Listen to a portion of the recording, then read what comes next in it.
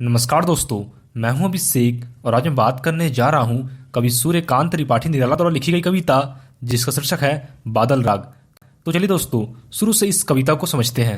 प्रस्तुत पंक्तियों में कवि कहते हैं कि मनुष्य के चंचल सुखों पर हमेशा दुखों की छाया उसी प्रकार मंडराती रहती है जैसे हमेशा सागर पर हवा चलती रहती है।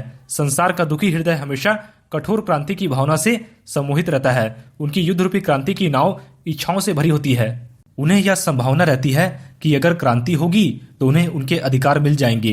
हे विनाशकारी बादलों, नए जीवन की आशा से पृथ्वी के हृदय में सोए हुए अंकुर अपने सिर को ऊंचा करके तुम्हारा इंतजार कर रहे हैं, क्योंकि उन्हें उम्मीद है कि बादलों की वर्षा से अंकुरों को जीवन मिलेगा।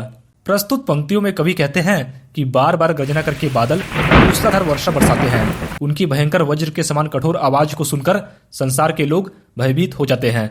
बिजली के गिरने पर सोए हुए सैकड़ों सैकड़ों वीर पुरुष भी भयभीत हो जाते हैं और उनका शरीर बुरी तरह से घायल हो जाता है।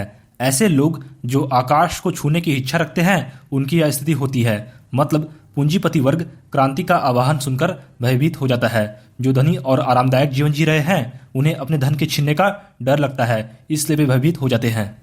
लेकिन बादलों की वर्षा में छोटे छोटे पौधे नव जीवन की आशा से खुश और हरियाली युक्त दिखाई देते हैं। वे हिलकर और खिलखिलाकर अपने पत्तों और टहनियों रूपी हाथों को हिलाकर तुम्हारी वर्षा का आह्वान करते हैं। मतलब क्रांति होने से शोषित वर्ग को खुशी होती है, क्योंकि उनके जीवन में छिने हुए अधिकारों के वापस मिलने की आशा जगती है। इस क्रांति से छोटे पौधे ही शोभा पाते हैं।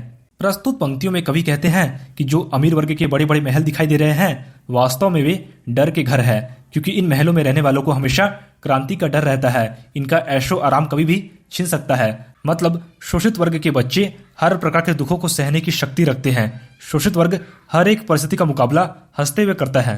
प्रस्तुत पंक्तियों में कवि कहते हैं कि अमीर वर्ग के पास रुका हुआ खजाना है, लेकिन फिर भी वे संतुष्ट नहीं रहते हैं। धनी लोग बादलों की वज्र के समान गर्जना को सुनकर भयभीत होकर अपनी आंखों और चेहरों को ढक लेते हैं। गरीब किसान वर्ग की भुजाएं और शरीर कमजोर है, लेकिन फिर भी वे क्रांति का आह्वान व्याकुलता से करते हैं। विनाशकारी बादलों, इस अमीर वर्ग ने उनके जीवन के सुखों को नष्ट कर दिया है। उनका शरीर अस्थि पंजर रह गया है। अब तुम ही उनके जीवन में खुशियों को भर सकते हो। तो दोस्तों, इस वीडियो को लाइक और शेयर करके आप हमारा आत्मविश्वास बढ़ा सकते हैं और हमारे चैनल पर पहली बार आए हैं तो चैनल को सब्सक्राइब जरूर करें। धन्यवाद।